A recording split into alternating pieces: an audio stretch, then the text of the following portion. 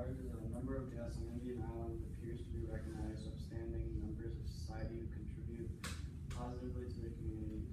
Can a person's acts of service to others erase a poor decision he or she has made in the past? If so, why, when, and how? I definitely think that you can erase bad things in the past. I mean, no one's ever innocent of everything. Everyone has like something they've done wrong.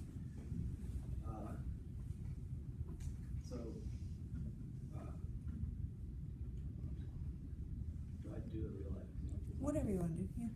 Alright, well, one of my real life examples is Robert Downey Jr. He was a major drug head back in the 90s, and he did a lot of stuff wrong and was in jail for a while, and he is one of like the most recognized actors today. He's one of like the best people in the world. He erased all his bad past, and he did a bunch of good stuff to make him like better for the future.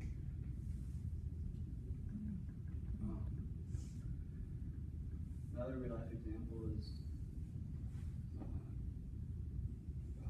it's actually a past, like he did good things in the past. Lance Armstrong, he did a bunch of cancer stuff, and even though he took steroids, I still think that he is a good person down inside, because you don't just dedicate like the whole wristbands to go and get cancer. That's like such an amazing thing. And even though he did do steroids, he pretty much equals out. He's still a good person. He's not like a horrible person just because he did that. Great. Okay, so I obviously am saying that I don't think that you can erase something that you've done in the past that's wrong, because even if you try to make up for it, it doesn't change the fact that you still did that. Like, you can try and like become a better version of yourself and like change in that way, but you just can't like forget about what you did, because if you still did that, and that will always be with you, reminding you of your past mistake. There will always be like those things that like you do that trigger the mistake. Like if it's just like people talking about something and it reminds you of what you did, or like yeah, it'll trigger it, and then you can't ever escape it. And then my examples from the book is Beryl wants to escape the past in which she killed a small boy in her care, so that the man she loved she could inherit his estate. And although she was like clear of the blame, her lover still abandoned her, and she was one of the most intelligent one of the most in the novel, but she also still suffered from attacks and stuff, and she felt guilty about the crime. Even though she tried to make up for it, she still felt that. And she would react nervously to some events. And then my second one is Dr. Armstrong. He was an alcoholic, and he accidentally killed a patient when he was operating on them when drunk. And just because he was like drunk and didn't mean to, he still did it, and like he was an alcoholic, and he'll always be an alcoholic, so you can't really erase that. And I think honestly everyone in the book is guilty of it, and they still it would still trigger them, because they're all on the island for their bad things that they did, and like they're always going to be reminded of that, because that's the reason they're on the island in the first place.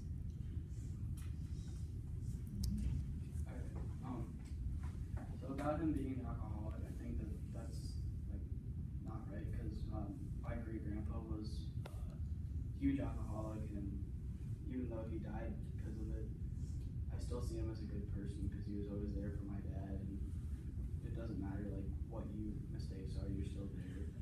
And he was a great grandpa, and he was just a good person all around. It doesn't matter that if you make mistakes, everyone makes mistakes.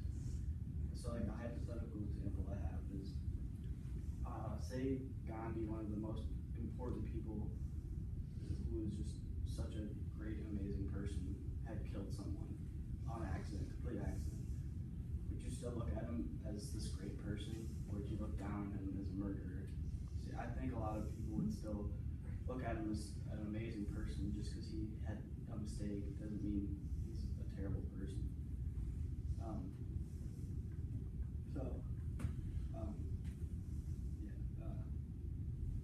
Another hypothetical example is, say like, there was a horrible drug addict, and he went to rehab and got super clean, and then he became like a Nobel Peace winner. Would you still look at him as this terrible drug addict who did nothing right, or would you look at him as the Nobel Peace winner?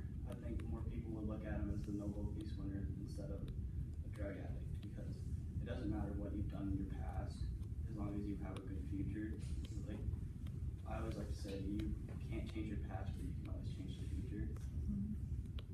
That's all I have. Okay, so going off what you said about the druggie and the Gandhi, I think like if Gandhi killed like an innocent person and like people still thought he was a good person, like he still did that, and that's something that he can't erase. It's always gonna be with him, even though like people may not see it that way, but like he's still gonna feel that guilt, and like it's still gonna carry with him. So going off that, my real life examples were one, abortion, where like the mom could be a really good person, but that abortion that she may have had when she was younger is always going to be with her, and she's always going to feel that guilt. And like that bad thing never goes away. We just choose to ignore it, and she could be reminded of it through her everyday actions or by people, especially with today's society with abortion being such a huge issue. Or even if she goes on to have children, that's really gonna affect her, because she's just gonna look and be like, well, I could have had this other child that could be here today. And that thought is always gonna be in the back of her mind. She's always gonna be reminded of that child. Even though she could still be a good person and do good things and maybe speak out against abortion, it's still affecting her. My second one is murder. It will always stay with the killer, whether they are in jail for it or if they just have the guilt of it. Because if they're in jail, they're going to be reminded every day of why they're in there, because they killed a person. It can't just go away. And if they aren't in jail, then that guilt and constant worry about having to be calm will haunt them. And like they won't be able to go anywhere without having to look over their shoulder or worry about like being caught or whatnot. And then my hypothetical would be a child abuser. So let's say a parent was abusing their child, and like the child got taken away from the parents, and then the parent got better and like got their child out of foster care and got their child back. That's still going to be with them, because the child is going to be still like scarred from that, and they're still going to flinch when their parent comes after them. It's just you can't erase that. You can move on from it, but the past is the past, and you can't change what you've done. You just can't do that. My second one would be a robber. Like if you're like a troubled kid and you just keep stealing, and like that's how you have to like provide for yourself. Like even if you grow up to be like you go to college and whatnot, that's still like your past, and you can't erase all those crimes that you committed. But you can move on, but like he's still gonna have that guilt and constant thought of I am like I was once that, and I'm not proud of it type of thing. And so a quote I have from a professor at Stanford, he said, "Some people do have a more positive outlook, but almost everyone remembers the negative thoughts more strongly and in more detail. You can try," and then this is done, but it said, "You can try to do all the good in the world, but you can't change your bad decision of the past, no matter how hard you try."